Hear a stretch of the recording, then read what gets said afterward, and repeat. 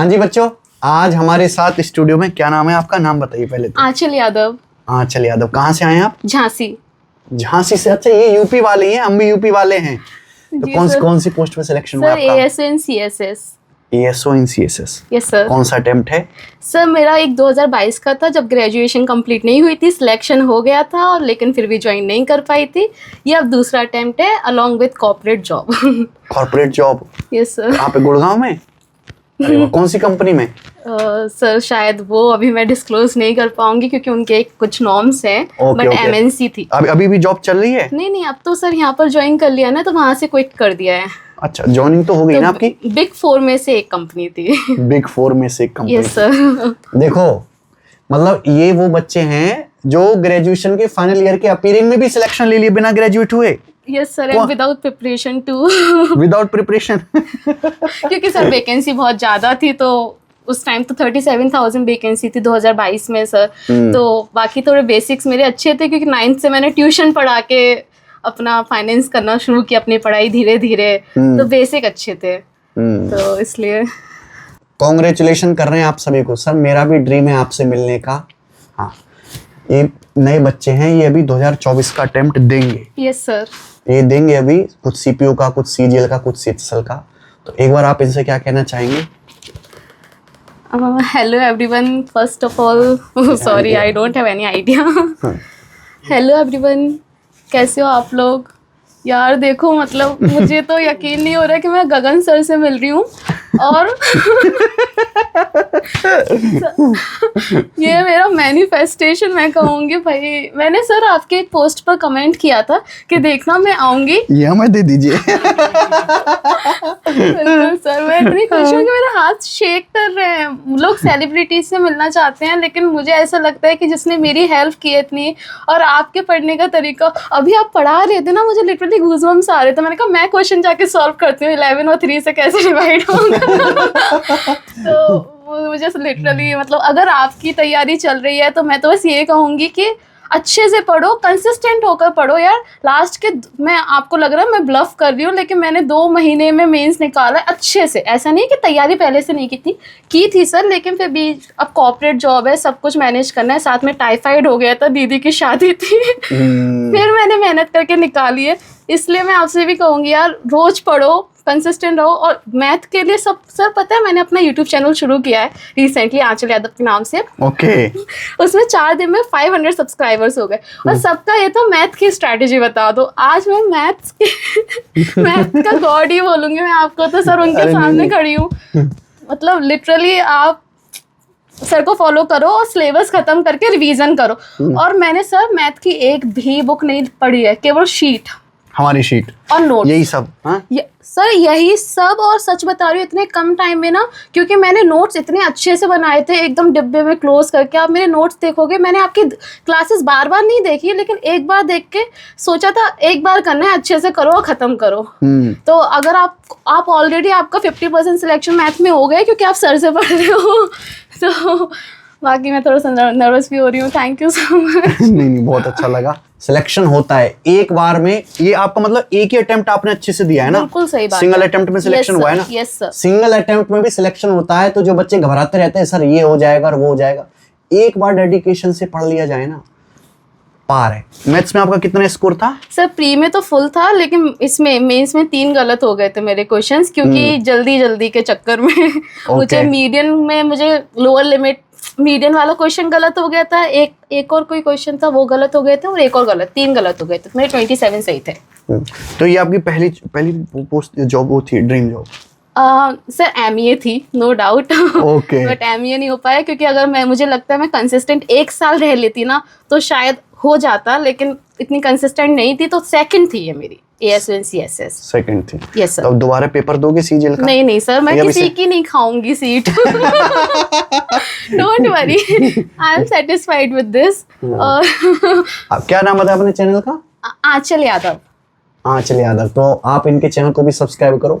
उसमें हमारे बारे में बताया कि नहीं अभी चैनल पे? अभी नहीं सर, मैथ की स्ट्रैटेजी आएगी। मैथ की स्ट्रेटजी में बताएंगे। ओके, अब हमसे इंतजार नहीं हो रहा सर प्लीज। अरे वाह, लीजिए, आप लीजिए। सर पहले आप लीजिए। हम तो लेंगे, पहले आप लीजिए। सर पहले आप लीजिए। Okay. Thank you. Thank you so much sir, thank you. Salary कितनी है? अभी सैलरी तो नहीं आई होगी ना? सर अभी सैलरी नहीं आई है। अच्छा, एक बार ना ऑफिस के बारे में बताओ, कितना टाइम हो गया जो ऑफिस आते हुए एसओ में? सर अभी तो ज्वाइनिंग हुई है, तो अभी सेक्शन भी अलॉट नहीं हुआ है, तो अभी रेगुलर उन्होंने इतना बुलाना शुरू नहीं किया है। मिनिस्ट्री कौन सी मिली है? Finance. Ministry of finance. Yes sir. Okay, इतनी इतनी सारी मिनिस्ट्री इन्होंने बना रखी है। हाँ, तो अभी सेक्शन अलॉट नहीं हुआ है, तो कोई काम अभी है नहीं, जाके बस टाइम पास करना है। कल से रेगुलर जाना है। अच्छा, अभी तक रेगुलर नहीं? अभी मतलब ऐसे बीच बीच में बुला लेते थे, इंटरेक्शन के लिए बुला लिया, वैसे बुला लिया। अब कल से रेगुलर जाना शुरू करना है। ओके। Yes sir. तो मैथ्स पूरा यूट्यूब से पढ़ा कि बैच से पढ़ा? बैच। प्री वाला कि मेंस वाला? नहीं, मैंने तो आपका एक बैच लिया था जो पूरा था एकदम, 0 to hero. 0 to hero. Even 2022 में लिया था, क्योंकि मेंस में सिलेक्शन हो गया, बचा 1 महीना। फेब में पता चला, नवंबर में सर प्लेसमेंट हुई, 13 दिसंबर को पेपर था प्री का, 8 दिसंबर तक सेम 5 के एग्जाम्स थे। तो फिर मतलब अब तैयारी तो हो नहीं सकती थी, तो बस जाके दे दिया। प्री बेसिक्स अच्छे थे और वैकेंसी बहुत ज़्यादा थी, कट ऑफ बहुत कम गई थी, तो हो गया। फिर फैब में मुझे लग नहीं रहा था होगा, फैब में देखा रिजल्ट आया, मेंस में हो गया। 2 मार्च के अराउंड मेंस था मेरा। 1 महीने आपके यूट्यूब से यहाँ वहाँ से हाथ पैर मार के थोड़े ब्रशअप के और हो गया, क्योंकि अगेन कट ऑफ थोड़ी कम गई थी और 2400 ग्रेड पे में सिलेक्शन हुआ था। ओके। पीए में तो बट खुशी थी कि बिना प्रिपरेशन के सिलेक्शन हो गया। ये बहुत बड़ी बात है, मतलब बिना प्रिपरेशन के, बिना ग्रेजुएशन कंप्लीट किए सिलेक्शन। हाँ सर। ये स्कूलिंग अच्छे से की है ना आपने? SRCC ग्रेजुएट हूँ सर। SRCC से। फिर आपने बीटेक कहाँ से की है? सर मैं वही बता रही हूँ, बीकॉम ऑनर्स की है मैंने Shri Ram college of commerce Delhi university से। ओके। SRCC ग्रेजुएट हूँ। बढ़िया। लेकिन सर स्कूलिंग अच्छी हुई है, मेरी तीनों बोर्ड में हुई है, हिंदी, ICSE, CBSE।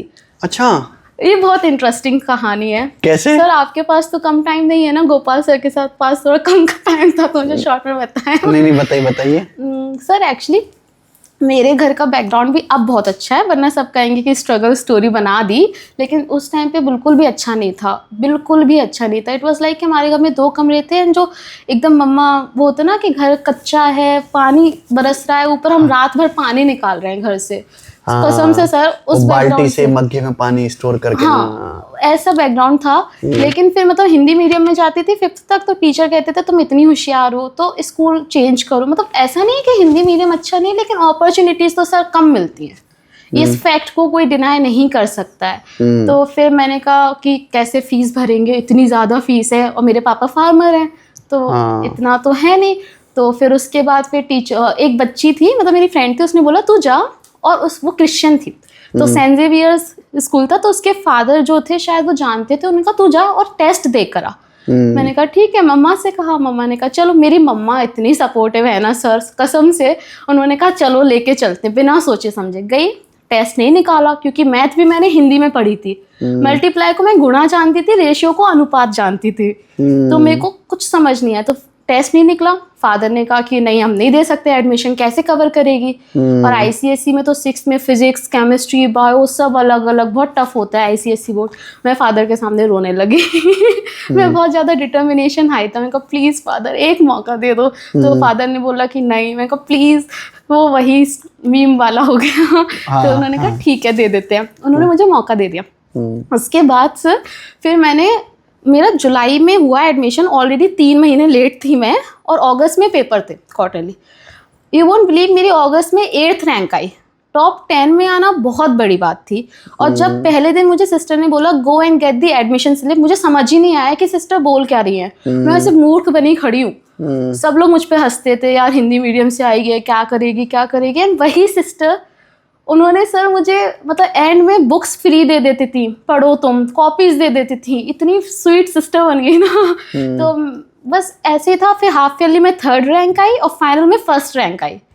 फिर हमेशा से फर्स्ट आती रही। और अच्छा, स्कूल में टॉपर हमेशा से? हमेशा से। तो फिर सर उसके बाद सारे टीचर्स इम्प्रेस हो गए। फादर भी स्टेज पर जाके असेंबली के बाद एग्जाम्पल देते थे, एक ऐसी लड़की है उसने ऐसे किया, मैगजीन में छापा उन्होंने। अच्छा। पूरा फिर 10th के बाद CBSE बोर्ड चेंज कर लिया, कॉमर्स ले लिया। फिर Shri Ram college of commerce, Asia का जो नंबर 1 कॉलेज। सब मुझे नहीं पता था SRCC के बारे में 12th से पहले, क्योंकि मैं 9th से ट्यूशन पढ़ा रही हूँ बच्चों को, फिर अपनी स्टडीज़ फाइनेंस कर रही हूँ, ट्राई कर रही हूँ, लेकिन मुझे सब ने बहुत हेल्प की, सारे टीचर्स ने बहुत हेल्प की।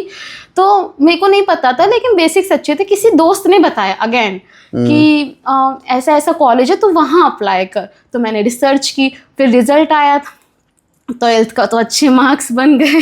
तो उसके बाद फिर श्री राम कॉलेज में हो गया। फिर वहाँ आके तो लाइफ ही चेंज हो गई, क्योंकि सर इतना अच्छा कॉलेज है, सब कुछ है। फिर प्लेसमेंट लग गई, फिर कॉर्पोरेट सेक्टर में चली गई।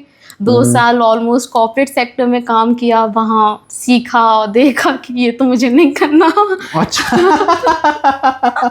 क्योंकि सर देखो, कॉर्पोरेट में पैसा बहुत है। मेरा भी अच्छा खासा पैकेज था, खूब पैसा है, ग्रोथ भी अच्छी है, लेकिन सर अगर वो पैसा आपकी बीमारी में लग जाए ना, तो वो पैसा किसी काम का नहीं है। ये मुझे किसी ने कहा था। और जो बात सही है कि आपको थोड़ा फैमिली लाइफ बैलेंस करना थोड़ा मुश्किल तो है। और फिर मुझे लगा, मैं चाहती थी कि मैं लोगों की हेल्प करूं। मुझे नहीं पता इस पोस्ट में मैं कितनी हेल्प कर पाऊंगी, कितनी नहीं, लेकिन शायद थोड़ी मैं रियलिटी जान पाऊंगी कि हमारे देश में क्या चल रहा है, कैसे चल रहा है। तो गवर्नमेंट जॉब, कॉर्पोरेट जॉब वालों की एक अलग ही दुनिया है, जो देश से अलग है।